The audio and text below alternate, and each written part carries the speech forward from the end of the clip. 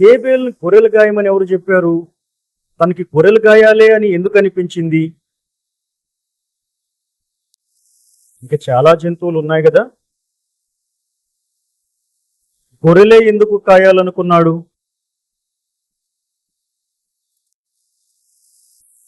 వాళ్ళ ప్రొఫెషన్ అది. ప్రొఫెషన్ అంటే వృత్తి. ఈయనేమో గొర్రెలు గాయాలనుకున్నాడు, ఆయనేమో పొలం పని చేయాలనుకున్నాడు. ప్రపంచం మొత్తం వెతికి చూస్తే 5గురే మనుషులు ఉన్నారు. ఎవరు 5గురు? ఆదాము, హవ్వ, కయీను, హేబేలు. 4 వచ్చారా 5 వచ్చారా? మరి నేను 5 అన్నాగా.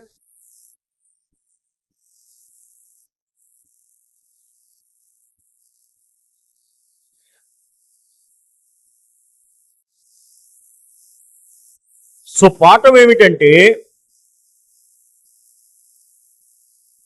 ఏదేను తోటలో నుండి దేవుడు వెళ్ళగొట్టాడు కదా. వెళ్ళగొట్టినప్పుడు ఆనందంగా వెళ్ళిపోయాడా, బాధగా వెళ్ళిపోయాడా ఆదాము?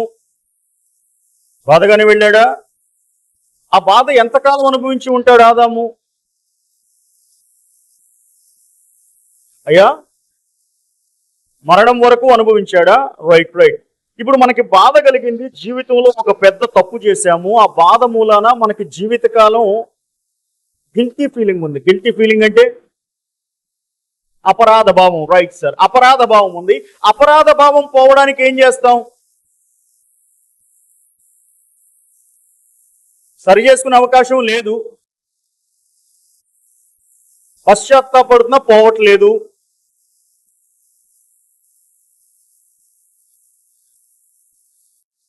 గుండెం బరువు ఎక్కుంది. ఆ బరువు తగ్గాలంటే ఏం చేయాలి?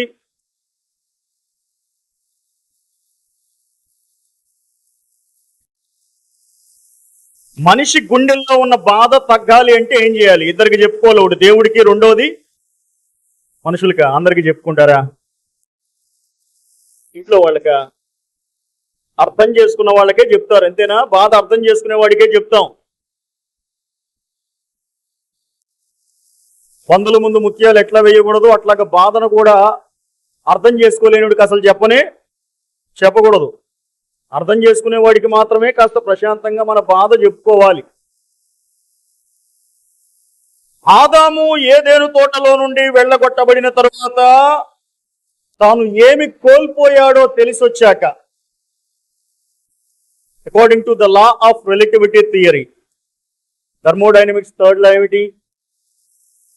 For each and every action there will be an equivalent and opposite reaction. It is thermodynamics third law. Law of relativity theory ఏమిటి? ఎట్లా చెప్పాలి? రోడ్డు ఉంది, రోడ్డు మీద కారు వెళ్తుంది. కారులో నుంచి బయటకు చూస్తే కారు వెళ్తున్నట్టు కనబడిద్దా, రోడ్డు వెళ్తున్నట్టు కనబడిద్దా? ఏం వెళ్తున్నట్టు కనబడిద్ది? రోడ్డే వెళ్తున్నట్టు కనబడిద్దా? కానీ వెళ్ళేది రోడ్డా, కారా? మరి ఎందుకు అట్లా కనపడుతుంది?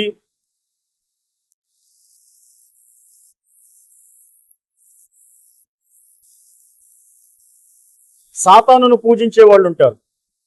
వాళ్ళని ఏమంటారు? అయ్యా, నేను పాఠం చెప్పి వెళ్ళడానికి వచ్చా, నన్ను తగుల్లోకి లాగబాకండి. మీకు సాతానును ఆరాధించేవారు ఎవరో తెలియదు. అయితే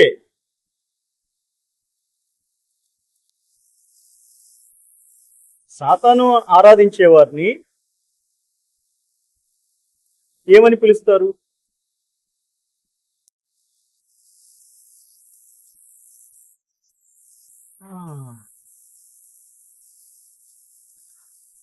వాళ్ళు సాతానుని ఆరాధిస్తారు. వాళ్ళకి సాతానుకు సంబంధించిన పరిశుద్ధ గ్రంథం అనే బైబిల్ ఉంటుంది. వాళ్ళ దృష్టిలో హీరో సాతాను, విలన్ దేవుడు. ఆ సాతాను గుంపు గురించి మాట్లాడుతున్నాను నేను. వాళ్ళ సంఘం బెంగళూరులో కూడా ఉంటుంది, ఇండియాలో. వాళ్ళు ఏం చెప్తారంటే, అసలు మీ దేవుడు గొప్పోడు అనిపించుకోవడానికి, ఏది బైబిల్లో ఉన్న దేవుడు గొప్పోడు అనిపించుకోవడానికి సాతాను అనేవాడు మొదటి నుంచి ఎన్ని నిందలు పడ్డాడో తెలుసా? మీకు లాజిక్ అర్థమైందా? ఇప్పుడు దేవుడి క్యారెక్టర్ ఎలివేట్ కావాలి అంటే ఎవరు బాధపడ్డారు, ఎవరు నిందలపడ్డారు, ఎవరు అవమానపరచబడ్డారు, ఎవరు ఊరుకొట్టబడ్డారు? సాతానే కదా. అసలు నిజమైన హీరో సాతానే అంటారు.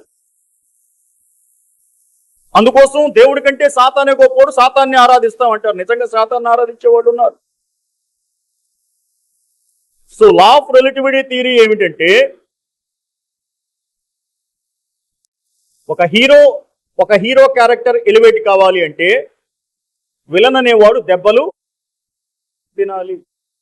The law of relativity theory. మీకు వెలుగు ఉందని తెలియాలి అంటే ఏముండాలి? చీకటి ఉండాలి. నిజం ఉందని తెలియాలంటే అబద్ధం ఉండాలి. సో ఈ ఫార్ములేషన్ అంతా కూడాను బేస్ చేసుకొని ఏమి కోల్పోయామో తెలియాలి అంటే అది ఉన్నప్పుడు తెలియదు, పోగొట్టుకున్నప్పుడే బాగా తెలుస్తుంది. ఆదాముకి ఏదేను తోటలో ఉన్నప్పుడు ఏమి అర్థం కాలేదు, ఏ మహిమలో ఉన్నాడో. నాకు ఆదామును గురించి చదివినప్పుడల్లా చాలా ఆనందం కలుగుద్ది. చిన్నపిల్లోడి బ్రతుకు ఆదాం బతికాడా? ఆదాం పుట్టే సమయానికి కుర్రవాడిగానే పుట్టాడుగా, యవనస్తుడుగానే పుట్టాడుగా, అంతేనా? ఆదాముకు తల్లి అయినా దేవుడే, తండ్రి అయినా దేవుడే. కళ్ళు తెరవగానే మనుషుడు ఎవరిని చూస్తాడు? మామూలుగా తల్లినో తండ్రినో చూస్తాడు, అంతేనా? కానీ ఆదాము నేరుగా దేవుడే చూశాడు. గొప్ప భాగ్యం ఏమన్నా ఉంటుందా? ఇక అంత మంచి ఆదాము, అంత ఆధిక్యత కలిగిన ఆదాము, the miraculous birth of Adam. అటువంటి ఆదాము ఏదేను తోటలో ఉన్నప్పుడు ఆ మహిమ, ఆ దేవునితో చల్లబూట వేళ కలిగేటువంటి దైవికమైన సహవాసం, వీటన్నిటినీ చాలా లైట్ హార్టెడ్ గా తీసుకున్నాడు. నీవు నీ భార్య మాట విని నేను తినవద్దని నీకు ఆజ్ఞాపించిన వృక్ష ఫలములు తింటివి గనక, అది సమస్య. ఏదేను తోటలో నుంచి వెళ్ళగొట్టబడిన తర్వాత హృదయంలో బాధ ఎక్కువైపోయింది ఆదాముకి. మీకు ఇంకొక విషయం కూడా నేను చెప్తాను. ఆదాము తర్వాత దేవునితో నడిచిన వ్యక్తి ఎవరు? హానోకు నడిచాడు. ఎన్నేళ్ళు నడిచాడు? 300 సంవత్సరాలు నడిచాడు దేవునితో. నడిస్తే హానోకుతో దేవుడు నడిచే సమయానికి ఆదాము బ్రతికున్నాడా, చనిపోయాడా?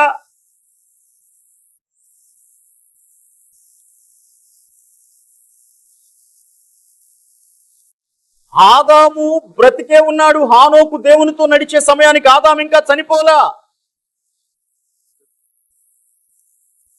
నీకు ప్రాణంగా ఇష్టంగా ఉన్న నీ స్నేహితుడు సడన్ గా నీ ఇంటికి రావడం మానేసి నీ పక్కనున్నోడి ఇంటికి పోతే నీకు ఎట్టుండిద్ది? బాధగా ఉంటుందా లేదా? ఉంటుంది. ఈ బాధ దేవుడు ఏదేను తోటలో నాతో చల్లబూట వేళ వచ్చి మాట్లాడేవాడే, నాతో సహవాసం చేస్తూ ఉండేవాడే, అటువంటి దేవుడు ఇవాళ నా దగ్గరకు రాకుండా, నా ఇంటికి రాకుండా ఎవరి దగ్గరికి వెళ్తున్నాడు? హానోకు దగ్గరికి వెళుతున్నాడు అనేటువంటి బాధ చాలా ఎక్కువగా ఉంది. ఈ బాధ పోవడానికి ప్రారంభం నుంచి కూడా ఏదేను తోటలో గెంటివేయబడిన సమయం నుండి కూడా ఆదాము తన బాధను తగ్గించుకోవడానికి తన నోటి మాటలతో, చేతి సైగలతో ఏమి కోల్పోయాడో అనేటువంటి కథని తన కుమారులకు తెలియజేశాడు. ఎవరు తన కుమారులు? కయీనుకి, హేబేలుకి, ఇద్దరికి పిలిచి కథ చెప్పాడు. ఏమి కథ?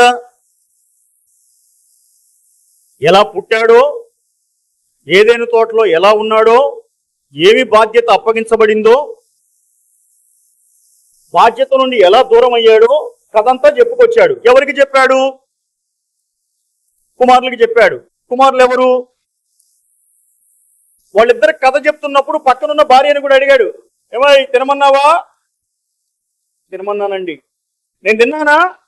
తిన్నానండి. చెప్పు వాళ్ళిద్దరికి. చెప్తానండి. మొత్తం కథ మొత్తం చెప్పి చిన్నప్పటి నుంచి ఈ కథలే చెప్పుకుంటా వచ్చాడు. ఎందుకంటే ఆదాం దగ్గర ఇంకేం కథలు లేవు. ఉన్నాయా? మనకి చిన్నప్పుడు ముసలమ్ములు, ముసలయ్యలు అంటే తాతయ్యలు, నాయనమ్మలు, అమ్మమ్మలు ఇళ్ళకెళ్తే పక్కలో పడుకోబెట్టుకొని ఏం కథలు చెప్పేవాళ్ళు? ఆ చందమామ కథలు. వాళ్ళ తాతోళ్ళు చేసినవి, వాళ్ళ నాన్నోళ్ళు చేసినవి, వాళ్ళు చేసినయేనా? ఈ కథలు ఏమన్నా చెప్తున్నాడు వాళ్ళ పిల్లలకి? ఆ ఫోన్ ఒకటి పడేటువంటి ముఖాన తిండి తిని వదిలే.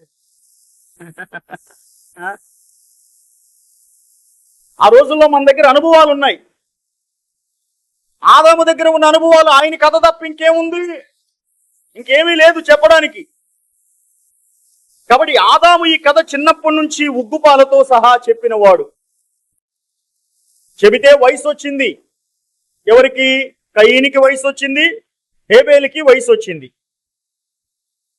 ఈ కథ చాలా కాలంగా వింటున్న కయీను, హేబేలు వారి జీవితములలో ఏదైనా వృత్తి బాధ్యత చేపట్టవలసిన సమయం వచ్చింది. అంటే ఏదైనా పని చేసుకోవలసిన సమయం వచ్చింది. ఆ సమయం వచ్చినప్పుడు కయీను తన తండ్రి పొందిన శాపం వైపు చూశాడు. తండ్రి పొందిన శాపం ఏంటి? తండ్రి ఎవరు? ఆదాము. ఆదాము పొందిన శాపం ఏంటి?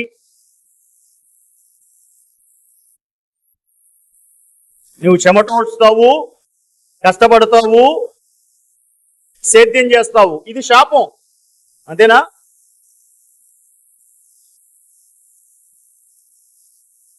ఇప్పుడుకి రాబాకండి, నేను మొదట్లో ఆదికాండం 1లో ఉన్నాను. ఇప్పుడు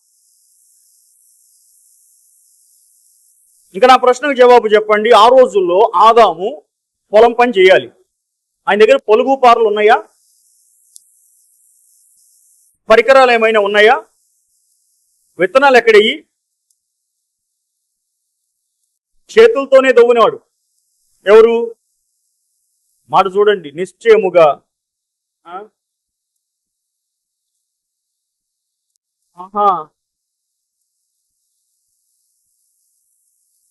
బాధ. పొలం చేత్తో దున్నటం, మనిషి చేత్తో పొలం దున్నటం చాలా కష్టం కదా. ఆ కష్టం అనుభవించాడు. కయీను తన వృత్తి కావాలి అనుకున్నప్పుడు తండ్రి యొక్క శాపాన్ని తీసుకున్నాడు. తండ్రి యొక్క శాపాన్ని తీసుకున్నాడు. తండ్రి శాపం ఏమిటి? నీవు భూమిని సేద్యం చేస్తావు. ఎలా సేద్యం చేస్తావు? చెమటూడ్చి సేద్యం చేస్తావు. నీ చేతులతో, నీ కాళ్లతో, నీ శరీరంతోనే సేద్యం చేస్తావు. ఇనప పనిముట్లు, రాగి పనిముట్లు కనిపెట్టిన వాళ్ళు ఎవరు?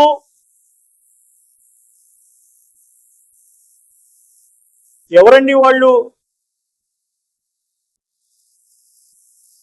ఇనుప పనిముట్లు, రాగి పనిముట్లు వ్యవసాయానికి, వ్యవహారికాలకి కనిపెట్టిన వారు ఎవరు?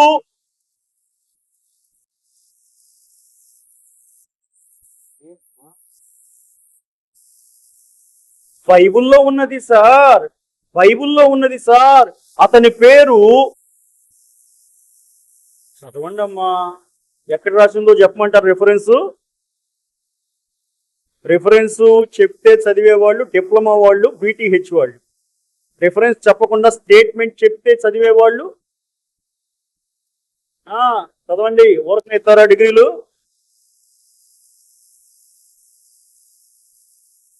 రాగి పనిముట్లు, ఇనుప పనిముట్లు తయారు చేసిన వాళ్ళు ఎవరు? ఆదికాండంలో రాశాడు.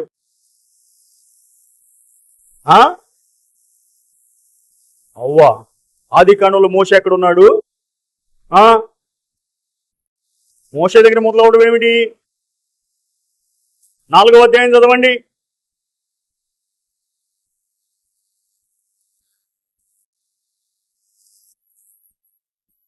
4వ అధ్యాయంలో రిఫరెన్స్ చెప్పాలా?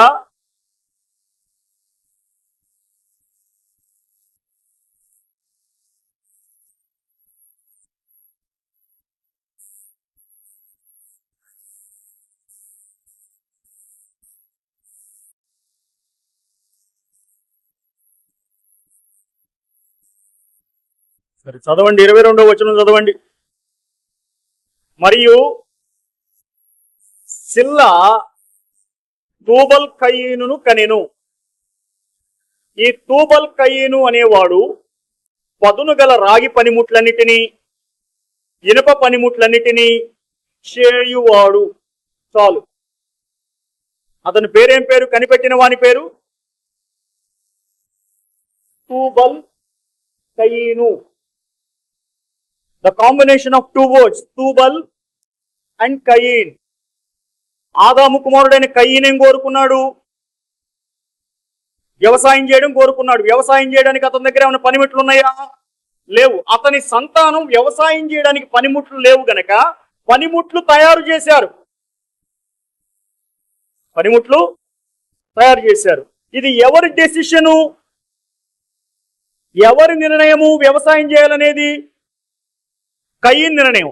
కయీను దేని వైపు చూసి నిర్ణయం తీసుకున్నాడు? ఆదాము చెప్పిన కథ మొత్తంలో కయీను దేవుడిచ్చిన శాపం వైపు చూశాడు. దేవుడిచ్చిన శాపం వైపు చూశాడు. ఇప్పుడు హేబేల్ దగ్గరికి రండి మీరు. హేబేల్ ఏం చూశాడు? ఏ దేవుని వైపు చూశాడు? ఎట్లా చూశాడు? గొర్రెల కాపరిగా ఉండమని హేబేలుకు ఎవరైనా సలహా చెప్పినారా? గొర్రెల కాపరిగానే ఎందుకు ఉండడానికి ఇష్టపడ్డాడు అంటే హేబేలు, మా నాన్న పాపం చేసిన తర్వాత దేవుని మహిమను కోల్పోయి అంజూరపు ఆకులతో కచ్చడములు గుట్టుకుంటే అవి ఎండిపోయాయే. ఆ ఎండిపోయిన అంజూరపు ఆకుల కచ్చడములకు బదులుగా దేవుడు ఒక గొర్రె పిల్లను వధించి దాని చర్మమును తీసి ఆ చర్మమును ఎండబెట్టి ఆ చర్మముతో చొక్కాయి గుట్టించాడు. అది ఎన్నటికీ పాడైపోని చొక్కాయి. అంతేనా? సో ఈ పాడైపోని చొక్కాయి దేవుడు కుట్టించాడు గనక భవిష్యత్తులో మరలా పాడైపోని రక్షణ, దేవుని వైపు తిరిగే రక్షణ, మరలా నా తండ్రి కోల్పోయిన రక్షణ ఆనంద భాగ్యాన్ని చూడాలి అంటే సర్పపు తలను చితకదొక్కేటువంటి స్త్రీ సంతానమైన యేసుక్రీస్తు ప్రభు అనేటువంటి లోక పాపములు మోసుకొని పోయే దేవుని గొర్రెపిల్ల వస్తాడు గనక ఆ దేవుని గొర్రెపిల్లకు ముంగుర్తుగా నేను గొర్రెలు కాస్తానని నిర్ణయం తీసుకున్నాడు. కథ ఒకటే, ఆదాము చెప్పిన కథ ఒకటే, కానీ ఇద్దరు అర్థం చేసుకున్న తీరు ఉంది. చూసారా? కయీను ఏ కోణంలో అర్థం చేసుకున్నాడు కథని? భూలోక సంబంధమైన కోణములో అర్థం చేసుకున్నాడు. హేబేలు ఏ కోణములో అర్థం చేసుకున్నాడు? పరలోక సంబంధమైన కోణములో అర్థము చేసుకున్నాడు. హేబేలు బలిని దేవుడు అంగీకరించడానికి, కయీను బలిని దేవుడు నిరాకరించడానికి ఇది ఫండమెంటల్ కాజ్. ఆయన తెచ్చింది బియ్యము, ఈయన తెచ్చింది గొర్రె, ఈ కాదు. The decision which you make will please the Lord or displease the Lord. So ఏదైనా ఒక ప్రసంగం వింటూ ఉన్నప్పుడు, ఒక వాక్యం వింటూ ఉన్నప్పుడు, ఒక వాక్యాన్ని ధ్యానం చేస్తూ ఉన్నప్పుడు, with what mindset you are listening to the word of God will decide your destiny. ఏ కోణంలో నువ్వు వింటావో ఆ కోణాన్ని బట్టి నీ యొక్క గమ్యము నిర్ణయించబడుతుంది. కయీను ఏ కోణంలో విన్నాడు? భూలోక సంబంధమైన కోణంలో విన్నాడు. హేబేలు ఏ కోణంలో విన్నాడు? పరలోక సంబంధమైన కోణంలో విన్నాడు. కథ చెప్పింది మాత్రం ఒకరే, ఆదామే. కానీ అర్థం చేసుకున్నటువంటి తీరు, అన్వయించుకున్న తీరు వేరుగా ఉన్నదా? రైట్. అలాగున ఆదికాండం మొదలు పెట్టుకొని మోషే సీనాయి పర్వతం మీదకు వెళ్ళి దేవుని దగ్గర 10 ఆజ్ఞలు తీసుకువచ్చే సమయం వరకు కూడాను నడిచినవన్నీ కూడాను నోటితో చెప్పబడిన కథలే. వాటిని ద ఓరల్ టీచింగ్స్ అంటారు. అప్పటి వరకు కూడాను గ్రంథస్థం చేయబడిన గ్రంథాలేమీ లేవు, లిఖించబడిన లిఖితాలేమీ లేవు, రాయబడిన వ్యాసాలేమీ. రైట్. The oral stories. అటువంటి ఓరల్ స్టోరీస్ లో అంటే నోటి ద్వారా చెప్పబడిన కథల్లో ఒక కథ యోబు గ్రంథం. ఒక కథ యోబు గ్రంథం.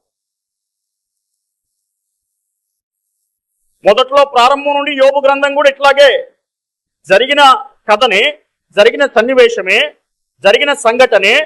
కానీ జనాలు ఒక తరం నుండి ఇంకో తరానికి కథలాగా చెప్పుకునేవాళ్ళు మర్చిపోకుండా. మరి కథలాగా చెప్పుకుంటున్నటువంటి ఈ ఓరల్ స్టోరీని, యోబు గ్రంథాన్ని రాసింది ఎవరు? ఎలా?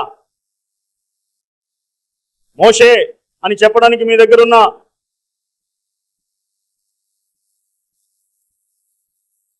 స్టాండర్డ్స్ ఏమిటి?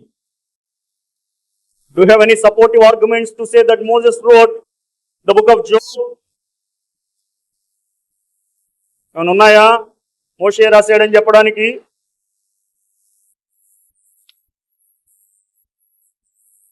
అసలు ఎందుకు రాశారంటారు? రాయాల్సిన అవసరం ఏంటి యోబు గ్రంథం?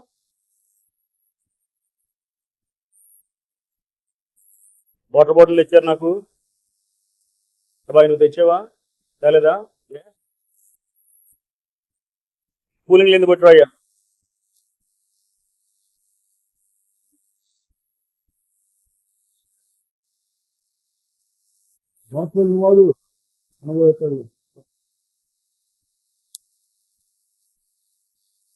ఎందుకు రాయాలి యోబు గ్రంథం?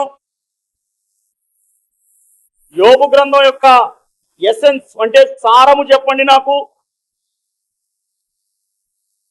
సారం అంటే ఏమిటి?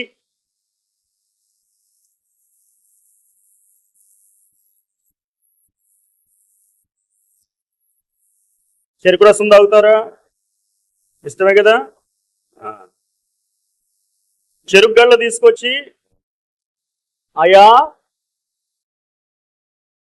ముందు క్లీన్ చేసి పైన రెమ్మలన్నీ కొట్టేసి శుభ్రంగా కొడవలతో చెక్కేసి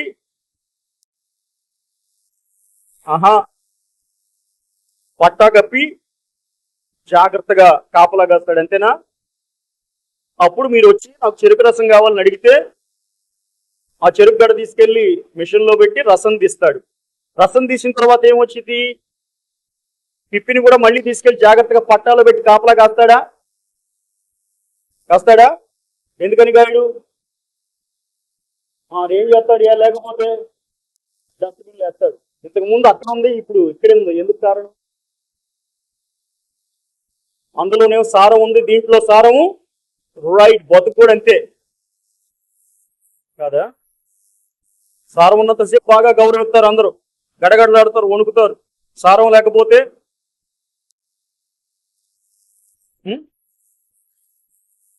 పక్కన పెట్టం కాదు, పారేస్తారను. పక్కన పెట్టడం చాలా చిన్న మాట. టీ పొడి తీసుకొచ్చి వంటగదిలో పెడతారు గాకలు. ఎప్పుడు దాకా పెడతారు? కాశీ టీ కాఫీ ఇచ్చిన తర్వాత మిగిలిందేంటి? పిప్పి. ఆ పిప్పి తీసుకెళ్ళి ఎక్కడేస్తారు? డస్ట్బిన్లు వేస్తారు. ఎందుకని వేసారు అట్లాగా? రైట్. ఇప్పుడు సారం అంటే ఏంటి చెప్పండి?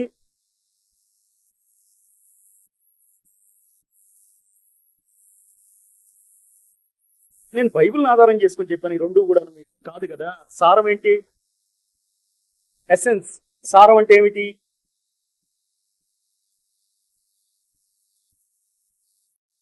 టేస్ట్.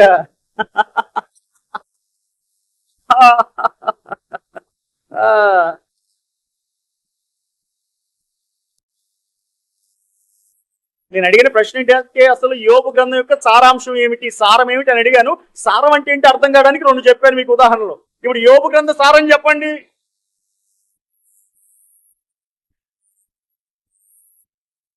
సారం చెప్పండి. Core, hot.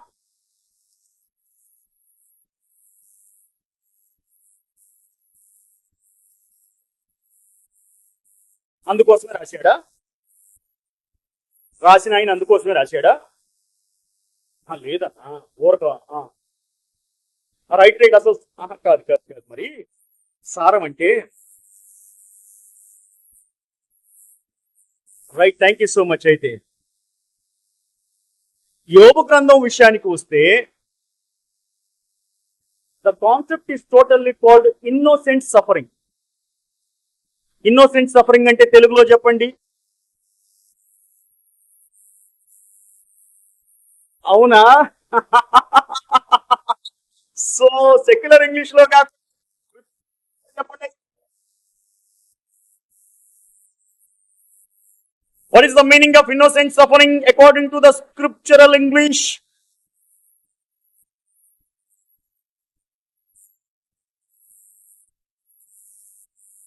యథార్థవంతులకు కలిగే, యోబు యథార్థవంతుడని రాశారా? రైట్. యథార్థవంతులకు కలిగే, ఏ తప్పు చేయకుండానే మనం జీవితంలో కొన్నిసార్లు మాటలు పడాల్సి వస్తుంది. ఏ తప్పు చేయకుండానే చాలా సార్లు మనం బాధితులం అవుతాం. బాధితులు అంటే ఏమిటి? Victims of the scenario. ఒక సన్నివేశం, ఒక సందర్భం జరుగుతున్నప్పుడు అసలు మన ప్రమేయం ఏమీ ఉండదు. ఎవడో తప్పించుకోవడానికి మన మీద గుండెగాలు చేస్తాడు, అంతేనా? మనం ఏమవుతాం ఆ సినారియో మొత్తం మీద? బాధితులం అవుతాం. సాక్ష్యం కాదు, బాధితులు. ప్రతి సన్నివేశానికి ఒక ప్రయోజనం పొందుకునేవాడు ఉంటాడు, ఒక బాధను పొందుకునేవాడు ఉంటాడు. ప్రయోజనం పొందుకునేవాడేమో బెనిఫిషియల్ అవుతాడు, బాధను పొందుకునేవాడేమో బాధితుడు అవుతాడు, అంతేనా? తప్పు చేసి బాధపడటంలో, బాధితుడు కావడంలో వింత ఏమీ లేదు. కానీ ఏ తప్పు చేయకుండా, ఏ నేరము చేయకుండా, ఏ దోషము లేకుండా మనం ఎందుకు బాధపడాలి?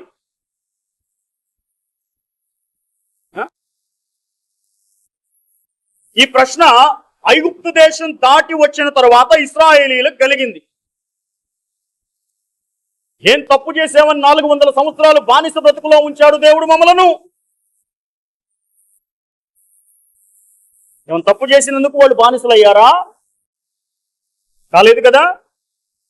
బయటికి వచ్చిన తర్వాత ఎవాల్యుయేట్ చేసుకుంటారుగా. వెనక్కి తిరిగిన ఆలోచనలు కొన్ని ప్రశాంతంగా ఉన్నప్పుడు క్యాలిక్యులేట్ చేసుకుంటారుగా.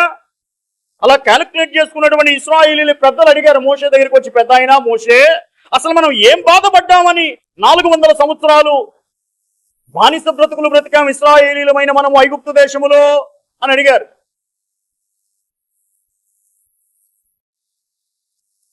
అడిగితే ఆ ప్రశ్నకు జవాబుగా యోబు గ్రంథం రాశాడు.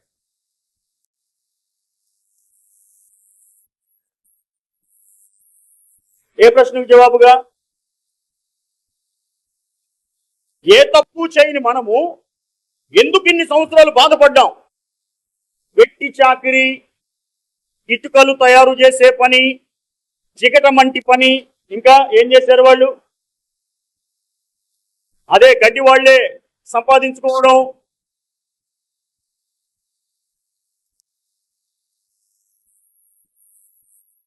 రైట్. ఇవన్నీ ఎందుకు పడాల్సి వచ్చింది? మేము అసలు ఏం తప్పు చేసామని పడ్డాం? ఏమి దోషం, ఏమి నేరం చేసామని పడ్డాం? ఎందుకు మాకి కష్టం అని అడిగితే దానికి మోషే రాశాడు. ఇది ఒక theory. And the second theory goes like this. బబులోను దేశానికి దాసులుగా కొనుక్కోబడిన వాళ్ళు దానియేలు ఒక్కడేనా? నలుగురు. యూదులు ఒక జాతి మొత్తం, ఒక తరం మొత్తం కూడా, వారిలో శ్రేష్ఠులైన వాళ్ళు, భవిష్యత్తుకి పనికొస్తారనుకున్న వాళ్ళు, ఉపయోగపడతారనుకున్న వాళ్ళు వెళ్ళారా? ఏ నాసి రకం వాళ్ళని, రోగిష్ఠుల్ని, పనికిమాలని వదిలిపెట్టేశాడు. పనికి రాడనుకున్న వాళ్ళందరూ వదిలేశాడు.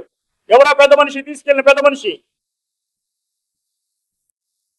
రాజైనా నెబుకద్నెజరు తీసుకెళ్ళాడు. తీసుకెళ్ళిన తర్వాత బబులోను దేశంలో ఉన్నటువంటి కల్దీయుల భాష, కల్దీయుల విద్య, శకునగాండ్రు, జ్యోతిష్యులు, వీళ్ళందరూ ఎక్కడ ఉండేవాళ్ళు? బబులోను దేశంలో ఉండేవారు కదా. వారందరూ కూడా ఇశ్రాయేలుని ఎగతాళి చేయడం మొదలు పెట్టారు. ఏమని ఎగతాళి చేశారు?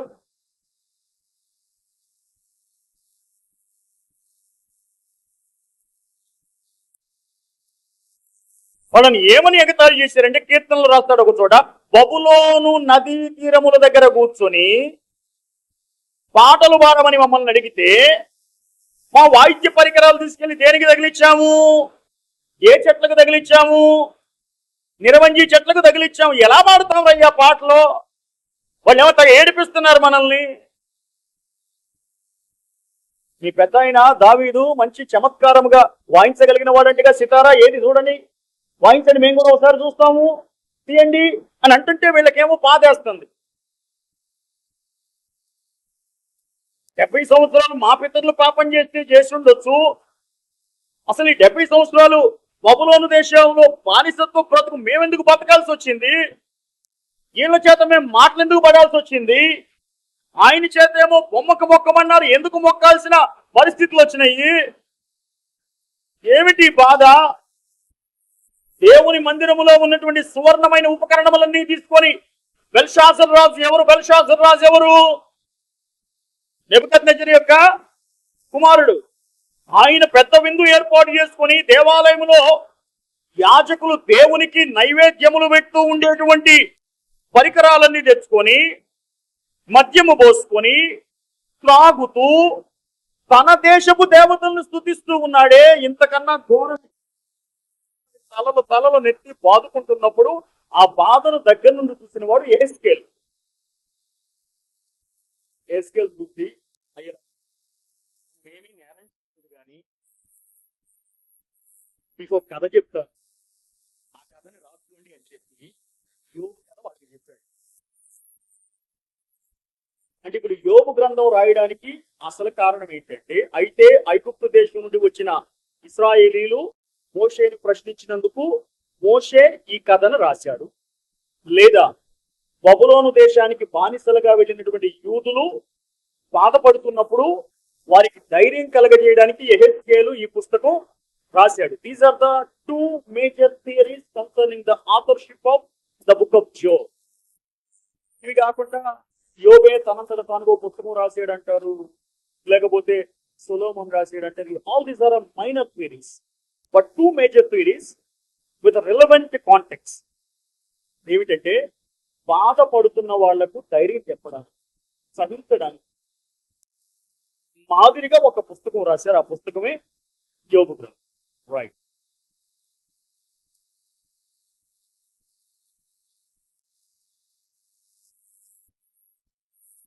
No, let me tell you in this way. Lunch ఎన్ని గంటలు మీకు?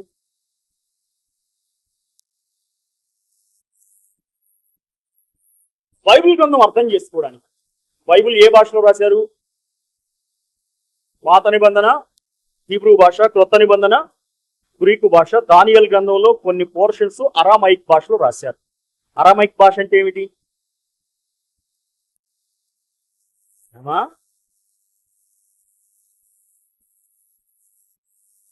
అరామైక్ భాష అనగానే ఎవరు గుర్తుకు రావాలి?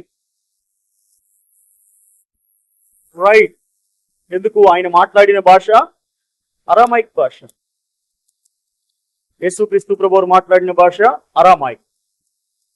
హీబ్రూ భాషలోనేమో పాత నిబంధన, దానియేలు గ్రంథంలో కొన్ని పోర్షన్స్ ఏమో అరామైక్ భాష, క్రొత్త నిబంధన ఏమో గ్రీకు భాష.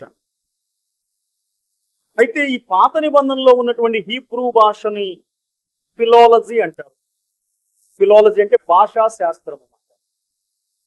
ఈ భాషా శాస్త్రము ప్రకారము పాత నిబంధన గ్రంథమును వ్యాఖ్యానము చేయుటకు వాడిన వ్యాఖ్యాన గ్రంథము పేరు తాల్మూద్. తాల్మూద్ అంటారు. Talmud is the authoritative commentary for the Old testament.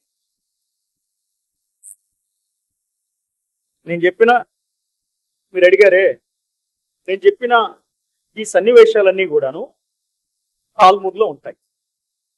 అంటే ఇప్పుడు ఆదికాండం ఉందనుకోండి, ఆదికాండానికి హెబ్రీ వ్యాఖ్యానం తాల్మూద్, నిర్గమకాండానికి హెబ్రీ వ్యాఖ్యానం తాల్మూద్. అట్లా 39 పాత నిబంధన గ్రంథాలకి 39 వ్యాఖ్యాన గ్రంథాలు ఉంటాయి. ఆ వ్యాఖ్యాన గ్రంథాల సెట్ మొత్తాన్ని కలిపి తాల్మూద్ అంటారు.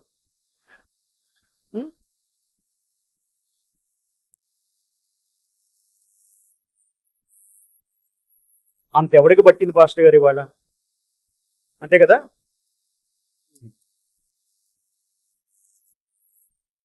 మిష్నా అంటారు ఇంకో దాన్ని, MISHNA, మిష్నా. Mishnah is another supportive document to understand the Old Testament. So if you want to understand the Old Testament, you have to go through these two sets. Number 1, Talmud, and number 2, Mishnah.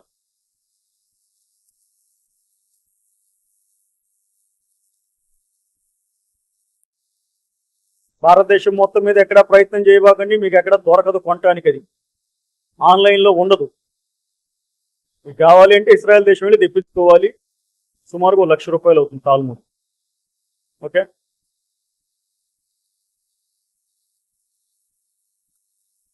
ప్రభు చిత్తం అయితే నాకు దేవుడు ఆరోగ్యం ఆయుషిస్తే దాన్ని తెలుగు భాషలోకి అనువాదం చేయాలని ప్రయత్నం చేస్తున్నాను.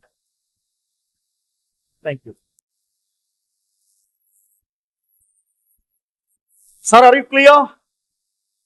మీకు సందేహం నివృత్తి అయిందా?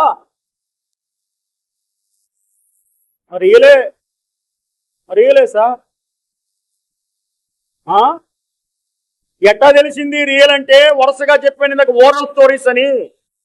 అంటే ఒక్కో తరానికి కథారూపకంగా చెప్పుకుంటా వచ్చారే. రాసినటువంటి రాత ఇది. ఆ రాసిన రాతలో నుండి వెనక ఉన్న సన్నివేశాలు తీయడం ఇంకొక ఎత్తు. ఆ సన్నివేశాలు తీయడానికి నియమించబడిన వారు శాస్త్రులు. శాస్త్రం తెలిసిన వాడు శాస్త్రి. మీకు ఇంకోలా అడుగుతాను, అసలు రూతు గ్రంథం ఎందుకు రాశారు చెప్పండి నాకు. రూతు గ్రంథం ఎందుకు రాశారు? కారణం ఏమైంటుంది? ఊరకే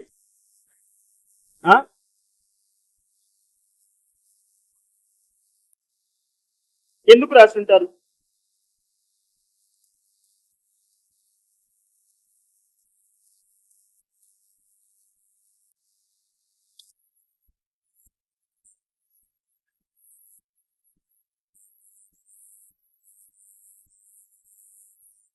అమ్మా రైట్, అయితే నేను చెప్తాను ఇప్పుడు వినండి. దావీదు తర్వాత సొలొమోను రాజుగా చేయడానికి ఇష్టపడ్డారు. ఎవరు? దావీదు మంచాన పడి ఉన్నాడు అప్పుడు. అవునా? దావీదుని బతికి బాగున్నప్పుడు ఏమన్నారు? నువ్వు 10,000 మంది కంటే మాకు శ్రేష్టమైన వాడి అన్నారా? అన్నారు. ఇప్పుడు దావీదు మంచాన పడి నా తర్వాత సొలొమోనే రాజుగారు అంటే అదే జనులు ఏమంటున్నారో తెలుసా? ఇప్పుడు నువ్వు ఉంచుకున్న దానికి పుట్టిన కొడుకు రాజు ఎట్టవుతాడు? నువ్వు పాపం చేసిన దానికి పుట్టిన కొడుకు రాజు ఎట్టవుతాడు? బత్షెబా కొడుకు రాజు కావడానికి వీలు లేదు అన్నారు. అంటే దావీదు ఒక పెద్ద మనిషిని పిలిచి చెవిలో ఏదో చెప్పాడు. చెబితే అప్పుడు ఆ పెద్ద మనిషి కొంత సమయం తీసుకొని ఓ పెద్ద పుస్తకం రాసుకొచ్చాడు. ఆ పుస్తకమే రూతు గ్రంథం. ఎందుకు రాసావు నాయన ఈ రూతు గ్రంథం అంటే, ఉంచుకున్న దానికి పుట్టిన కొడుకు సొలొమోను రాజుగా ఉండడం మీకు నచ్చకపోతే అన్యజనురాలైనటువంటి రూతు వంశావళిలో నుంచి వచ్చిన దావీదు రాజెట్ అవుతాడు? నా ప్రశ్నకు జవాబు చెప్పండి. రూతు బోయాజు దగ్గరికి తనంతడు తానుగా వెళ్ళిందా, లేకపోతే బోయాజు పిలిచి పెళ్లి చేసుకున్నాడా? అవునా? సత్ప్రవర్తన కలిగినదా అప్పుడు రూతు? మళ్ళీ దానికి సపోర్ట్ ఎవరు? అత్త దగ్గర ఉండి కోడల్ని పంపించింది. ఏమి క్యారెక్టర్ అవి! దావీదు మీకు రాజు అయినప్పుడు ఇష్టమైతే సొలొమోను రాజు అయినప్పుడు మీకేంటి కష్టం? దావీదు ఏమన్నా మంచోళ్ళకి పుట్టినోడా? రూతు ఎట్టానిది? అయ్యో మీకు నమ్మకస్తురాలే. కానీ బోయాజు దగ్గరికి పోయి బిడ్డను కందే. ఆ కన్నా బిడ్డలోంచి వచ్చినోడు ఎవరు? దావీదే. మరి దావీదును రాజుగా అంగీకరించిన మీకు సొలొమోను రాజుగా అంగీకరించడానికి ఏమిటి బాధ అని చెప్పి రూతు గ్రంథం రాశాడు. అది ఆయన అసలు ఉద్దేశం. అందులోంచి మనం మొత్తం ఏదో ఏదో ఏదో ప్రసంగాలు లాగేస్తాం. అయ్యా కుదిరిందా సందర్భం? కుదిరిందా? అదే సందర్భం, అదే సూత్రం ఇక్కడ అప్లై చేయాలి. యోబు గ్రంథం ఎందుకు రాశారు అంటే, యథార్థంగా ఉన్నవారు ఎందుకు బాధపడతారు? సామెతల్లో 12:21 ఏదో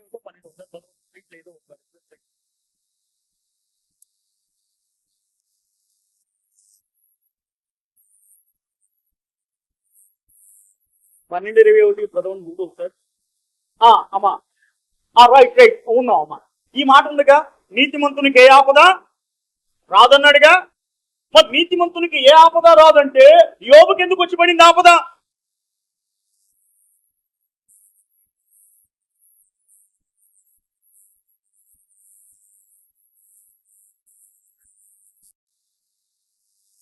అప్పుడు సొలొమోను చెప్పిన మాటకి వ్యాఖ్యానం చెప్పండి. నీతిమంతుడికి ఏమి రాదన్నాడు? యోబు నీతిమంతుడా కాదా? మరి ఎందుకు వచ్చింది ఆపద?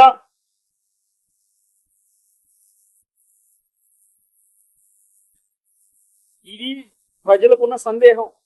నీతిమంతులకు ఏ ఆపద రాదన్నారే, యథార్థవంతులకు చీకట్లో వెలుగు పుట్టును అన్నారే. మరి యోబు యథార్థవంతుడే కదా, మనం యథార్థవంతులమే కదా, మనకెందుకు వస్తున్నాయంటే అప్పుడు రాసుకొచ్చారు ఈ పుస్తకాన్ని. Why the innocent people suffer,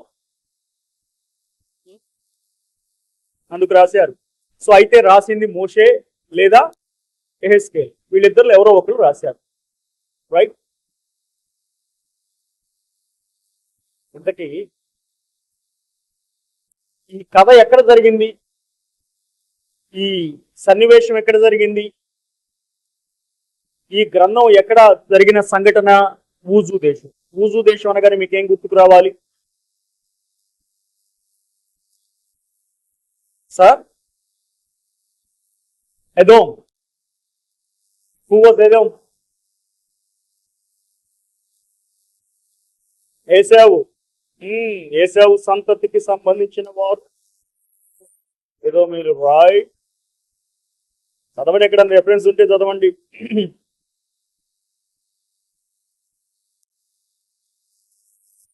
ఆదికాండం 36వ అధ్యాయం.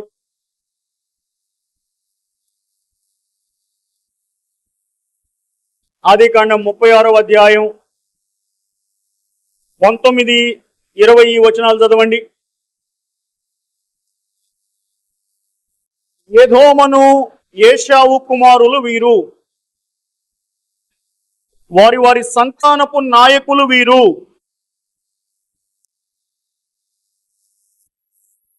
ఆ దేశ నివాసులైన, ఏ దేశ నివాసులు? ఏదోము దేశ నివాసులైన హోరీయుడైన సేయీరు కుమారులు ఎంతమంది?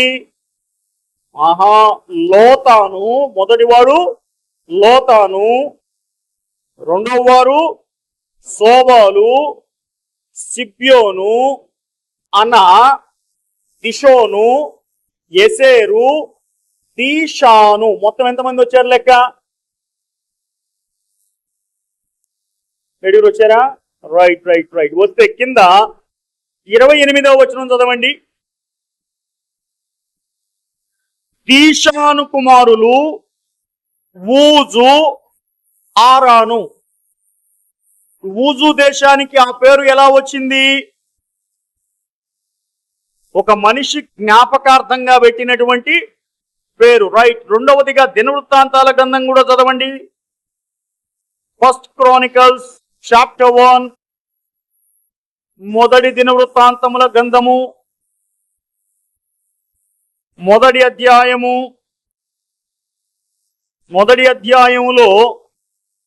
38వ వచనం చదవండి.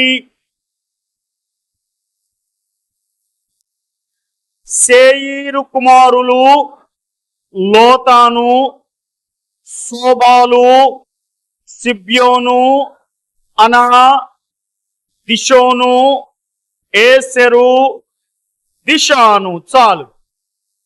అది చదివాక 42వ వచనం చదవండి. ఏసేరు కుమారులు బిల్హాను, జవాను, యహకాను. దిషాను కుమారులు ఊజు, ఆరాను. వీరు ఏదోమీయులు. ఎవరు? ఏదోమీయులు. ఈ ఏదోమీయులట ద్వితీయోపదేశకాండం చదివితే మీరు, ద్వితీయోపదేశకాండం 2వ అధ్యాయం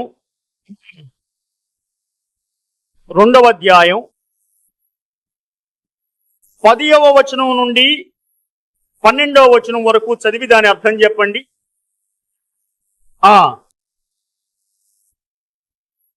చాలు చాలు. ఏ దేశంలో ఉన్నారు? దేశం పేరు ఆరు దేశము. ఆ దేశములో ఉన్నవారెవరు? ఏమీయులు.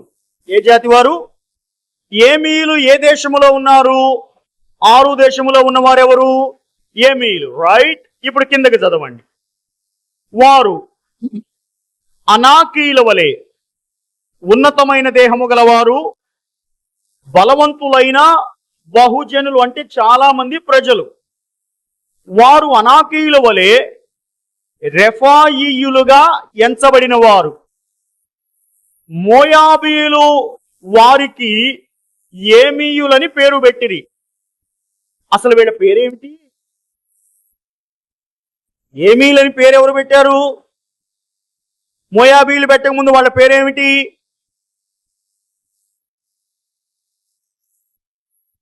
మోయాబీలు వీరిని ఏమీయులు అని పిలవక ముందు ఈ జాతి వారి పేరేమిటి? రాశారు, చదవండి. రెఫాయీలు. రెఫాయీలు. ఈ రెఫాయీల్ని మోయాబీలు ఏమని పిలిచారు? ఏమీయులు. ఈ ఏమీయులు ఏ దేశంలో ఉన్నారు? 6 దేశంలో ఉన్నారు. రైట్. ఇప్పుడు వరుసగా చదువుకుంటారండి. మళ్ళీ పూర్వకాలమున హోరీయులు సేయీరులో నివసించిరి. రైట్. ఇంకా ఇశ్రాయేలీలు యెహోవా తమకిచ్చిన స్వాస్థ్యమైన దేశములో చేసినట్లుగా ఏశావు సంతానపు వారు హోరీయుల దేశమును స్వాధీనపరుచుకొని తమ ఎదుట నుండి వారిని నశింపజేసి వారి దేశములో నివసించిరి. దాని అర్థం చెప్పండి. What is the meaning of that particular text?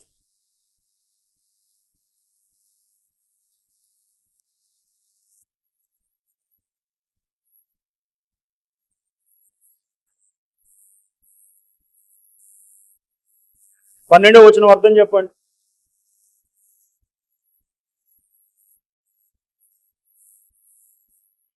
ఏశావు సంతానమయ్యున్న ఎదోమీయులు, ఇశ్రాయేలీలకు సంబంధం లేదు అసలు. 10వ వచనం నుండి 12వ వచనం వరకు ఇశ్రాయేలీలతో సంబంధం లేదు.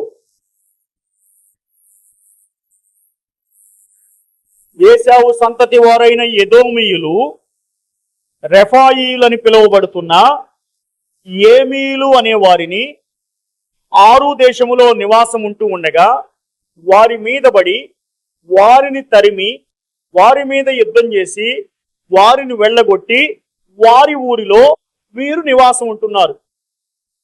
ఎవరు?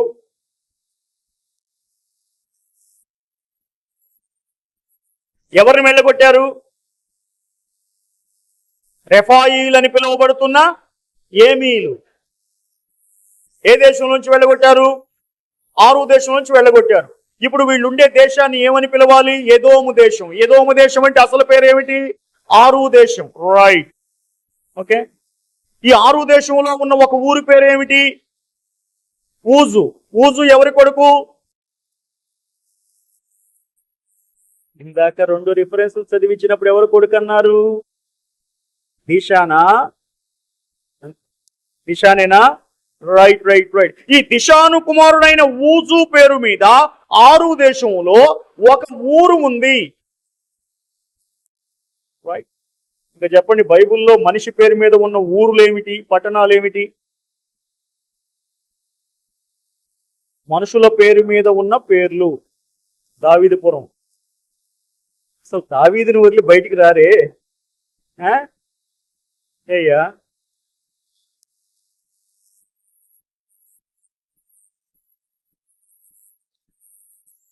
విలాపవాక్యముల గ్రంథం 4వ అధ్యాయం.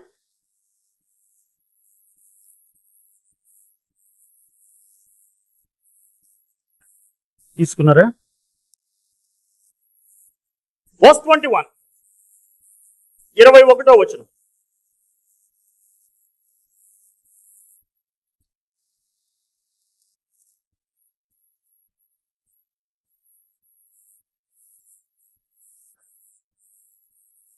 లేదా?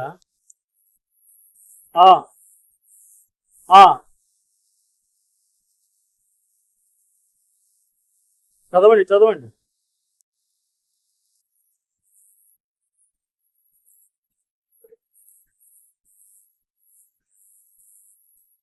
నేను మీకు చెప్పింది ఏ గ్రంథం? విలాపవాక్యాలేనా? నేను తప్పు చెప్పానా? 4. నేను చెప్పింది కరెక్టేనా? మరి ఏంది నాకు కావాల్సింది చదవరు మీరు? అతని నీడ క్రిందను అన్యజనుల మధ్యను బ్రతికదమని మేము అనుకున్నవాడు పట్టబడెను. ఊజు దేశములో నివసించు ఎదోము కుమారి, సంతోషించుము, ఉత్సాహించుము. ఈ గిన్నెలోనిది త్రాగుట నీ పాలవును. నీవు దానిలోనిది త్రాగి మత్తిల్లి నిన్ను దిగంబరిగా చేసుకుందువు అన్నాడే. ఇక్కడ విలాపవాక్యముల గ్రంథం ప్రకారం చెప్పబడిన ఊజు ప్రాంతము అనేది లోయలు కలిగిన ప్రాంతం. అది నా పాఠం. ఊజు అని ఉందే, అది లోయలు కలిగిన ప్రాంతం. లోయలు.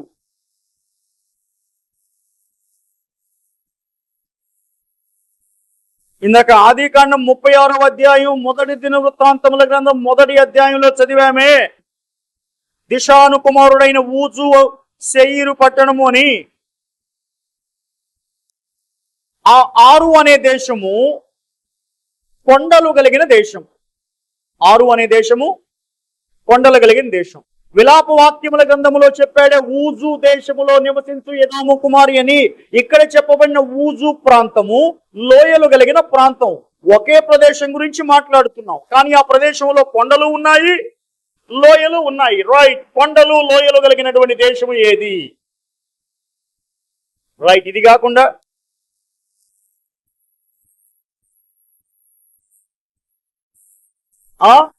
కనాను దేశం ద్వితీయోపదేశ కాండంలో చెప్తాడా? 11వ అధ్యాయం 11వ వచనంలో ఏమని చెప్తాడు? చదవండి చదవండి చదవండి. ద్వితీయోపదేశ కాండం 11వ అధ్యాయం 11వ వచనంలో ఏం చెప్పాడు?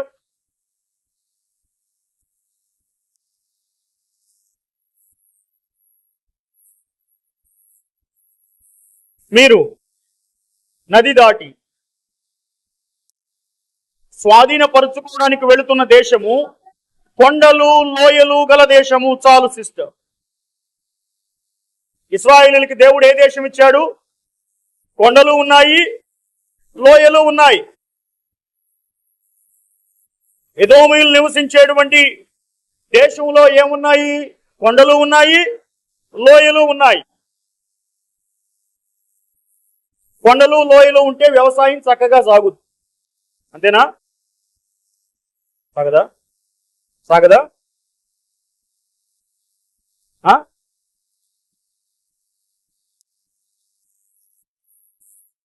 So what is the benefit of being mountains and the valleys in a particular place?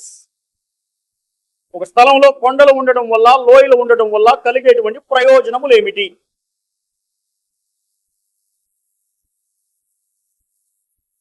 మనం విజయవాడలో ఉంటున్నాం కనుక, అంత నాగరికత తెలిసిన వాళ్ళం అయ్యాం కనుక రోడ్లు వేసారు, లైట్లు వేసారు, కావాల్సినవన్నీ రూపాయి పడేస్తున్నాం, కొనుక్కొచ్చుకున్నాం కనుక మనకేం దిక్కు తెలియట్లేదు. అంతేనా? పల్లెటూరు ప్రజల సమస్య ఏమిటి? పల్లాను ఉండేవాడి బాధ ఏమిటి? నీళ్ళు వస్తాయా? రాతి నేలను ఉండేవాడి బాధ ఏమిటి? కొండల మీద ఉండేవాడి బాధ. పాపం విజయవాడ వచ్చినప్పుడు కొంతమంది నాకు భలే బాధ వేసింది. కొండ చివరి దాకా కట్టుకున్నాడు ఇల్లు. ఆడు ఎట్టెక్కిపోతాడు, ఎప్పుడు కొస్తాడు, వాకింగ్ చేయాల్సిన పని లేదు, బండి ఎట్టెక్కిస్తాడు. అయ్యా ఫోటోలకు పెడితే కొండల మీదకి మాత్రం రానంట. నేను ఎక్కగలుగుతామా?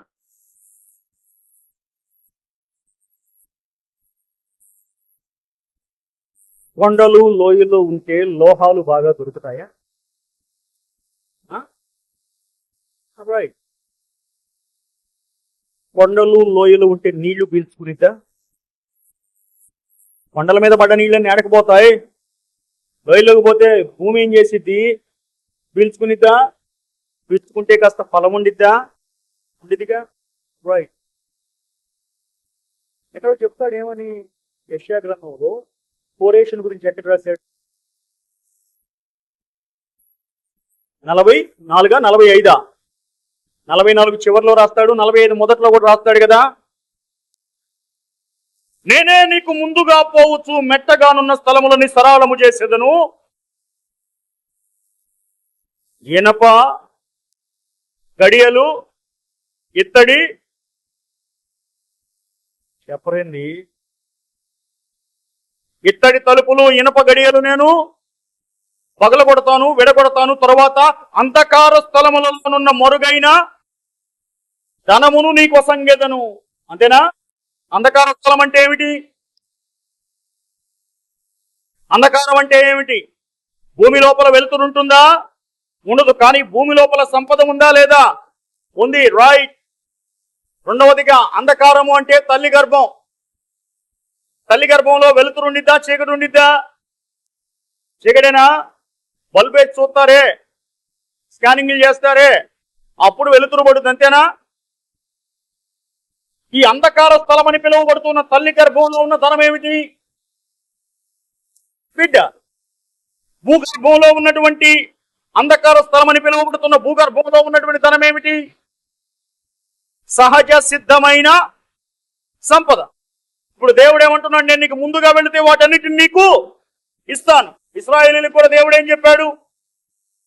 మీరు కట్టని ఇళ్లలో మీరు ఉంటారు, మీరు నాటని తోటల ఫలములను మీరు అనుభవిస్తారని చెప్పాడా? ఇప్పుడు ఊజు అనే దేశము కూడాను ప్రకృతి సహజమైన సంపద కలిగినటువంటి దేశం. ఊజు పట్టణం కూడా ప్రకృతి ఎక్కడ బాగుంటుందో అక్కడ మనుషులు బాగుంటారు, జంతువులు బాగుంటాయి. అంతేనా? రైట్. యోబు బాగున్నాడు. ఎందుకని? ప్రకృతి సమృద్ధి అయిన వనరులను ఇచ్చింది గనక. ఊజు దేశములు ఆధునిక కాలములో లాగా కాలుష్యమేమి ఆ దినములలో లేదు గనక యోబు బాగున్నాడు. యోబు కుటుంబం బాగుంది, యోబు సంపద కూడా బాగుంది. చెప్పండి, యోబు అనే వ్యక్తి గొప్పవాడా లేకపోతే దరిద్రుడా? ఏ రకమైన గొప్పవాడు?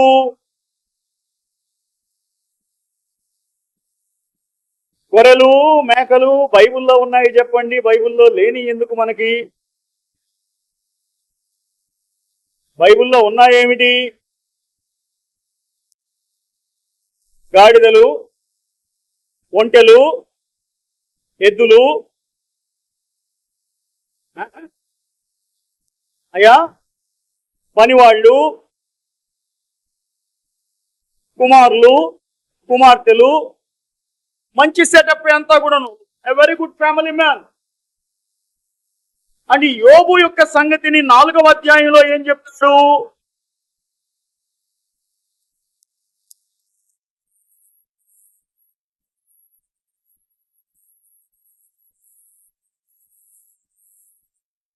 అనేకులకు బుద్ధి నేర్పిన వాడవు, బలహీనమైన చేతులను బలపరిచిన వాడవు, నీ మాటలు తొట్టిల్లు వానిని ఆదుకొని ఉండెను, కృంగిపోయిన మోకాళ్ళు గల వానిని నీవు బలపరిచితివి.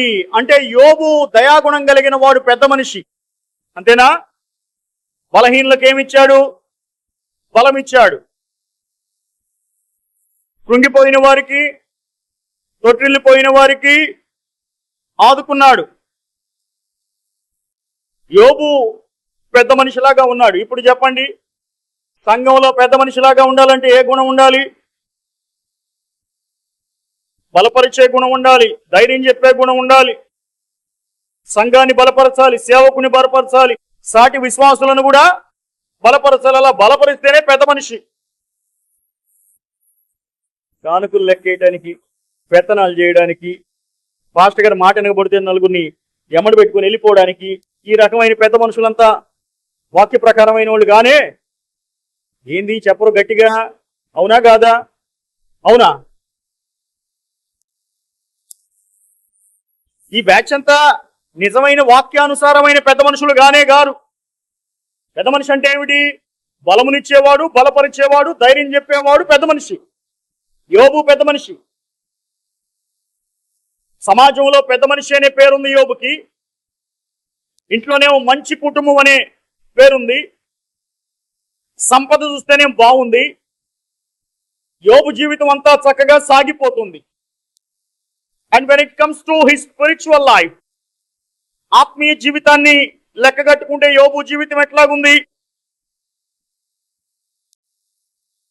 ఫలవంతంగా ఉంది. మనకి ఫలాలు, ఆశీర్వాదాలు, దీవెనలు, సమృద్ధి, ఈ మాటలు అలవాటైపోయి ఒరిజినల్ టెక్స్ట్ మర్చిపోతామే. అంత డబ్బుంటే ఆగుతావా నువ్వు? నీ ఇల్లంతా బాగుంది, భార్యతో గొడవలు లేవు, పిల్లలతో గొడవలు లేవు, అమ్మ నాన్నలతో తలనొప్పులు లేవు, అత్తమామలతో పోరు లేదు, నీ కుటుంబం అంతా బాగుంది, నీకేమో బ్యాంకులో బ్యాలెన్స్ బాగా ఉంది, జనాలందరూ నువ్వు చెప్పిన మాట వింటున్నారు, ఇక నువ్వు ఆగుతావా? ఆగం. నేను చెప్పేది అదే, అన్ని ఉంటే మనం అసలు ఆగం. 30వ అధ్యాయం సామెతల గ్రంథంలో ఆగూరు ప్రవక్త ఏం చెప్పాడు? ఎందుకని ఎక్కువ ఏం చేస్తావు? కాదు, కడుపు నిండిన వాడనైతే ఎక్కువ యెహోవాను విసర్జించి, పాఠం సరిగ్గా చెప్పండి. ముందు ఏం చేస్తావు? యెహోవాను విసర్జించి తర్వాత యెహోవా ఎవడు అని నేను అంటాను. కడుపు నిండిన వాళ్ళతో వచ్చే సమస్య ఇదే, డబ్బు ఎక్కువైన వాళ్ళతో వచ్చే బాధలు ఇదే కాదా? 2 కార్లు, 4 బంగ్లాలు, కాస్త బ్యాంక్ లో బ్యాలెన్స్ ఉంటే కళ్ళకు ఉండాల్సిన కళ్ళ జోడు ఈడకొచ్చి దాడికి, అంతేనా? కళ్ళు ఎక్కడ ఉండాలి? కళ్ళు ఎక్కడ ఉండాలి అయ్యా? కళ్ళు ఎక్కడ ఉండాలి అంటే కళ్ళ స్థానమే. కళ్ళు ఎక్కడ ఉన్నాయో చెప్పండి. ముఖంలో ఉండాలి, నేను ఒప్పుకుంటాను. ముఖంలోనే ఎక్కడ ఉంటాయి కళ్ళు? మోకాల్లో ఉండవు కన్నా. ఇప్పుడు ముఖం మీదే కళ్ళు ఎక్కడ ఉన్నాయి? కాదమ్మా, can you please tell me the exact placement of ice?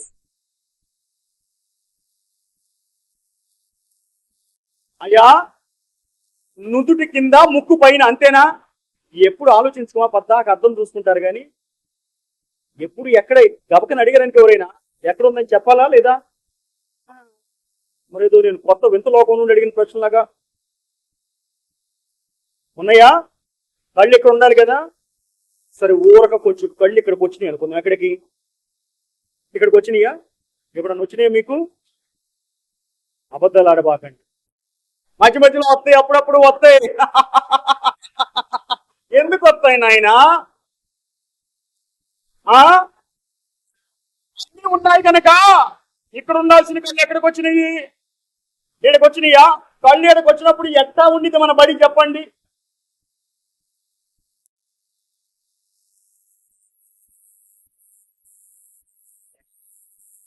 కళ్ళు ఏడకి వచ్చినప్పుడు మనిషి ప్రవర్తన ఎట్లా ఉంటుంది? పైన ఉన్నాయి చూస్తారా? కాసేపు అనుకున్నాం కళ్ళు ఇక్కడ ఉన్నాయి. ఇప్పుడు నీకు హారిజంటల్ గా కనపడిద్దా, వర్టికల్ గా కనపడిద్దా? అంటే నిలువుగా కనపడిద్దా, అడ్డంగా కనపడిద్దా? ఆహా, ఇక్కడ నుంచి ఇటు పైకే కనపడిద్ది, అంతేనా? అది నిలువుగా కనపడతాం. ఇప్పుడు ఎట్లా చూస్తాం మనం? అడ్డంగా చూస్తున్నాం. మనిషి అడ్డంగా చూడాలని చెప్పి దేవుడు కళ్ళు ఇక్కడ పెట్టాడు, అంతేనా? కానీ మనకి ఇక్కడికి ఎక్కితే మాత్రం ఎటు చూస్తాము? నిలువుగా చూస్తాం. ఇప్పుడు మనం కిందకి చూడాలి అంటే ఏం కావాలి? ఇక్కడ ఉన్న కళ్ళు కిందకి చూడాలి అంటే దేవుడు తల దించుతాడు, అంతేనా? ఇది బాగా గుర్తుపెట్టుకోవాలి. ఎక్కిన ప్రతి ఒక్కరికి దేవుడు దించుతాడు. అవునా కాదా? అవునా? రైట్. వాడి కళ్ళు ఇక్కడికి ఎక్కినాయి అని అర్థం ఏంటంటే అప్పుడప్పుడు ఇది కళ్ళ జోడు తీసుకొచ్చి ఇక్కడ పెడతాడు, అంతేనా?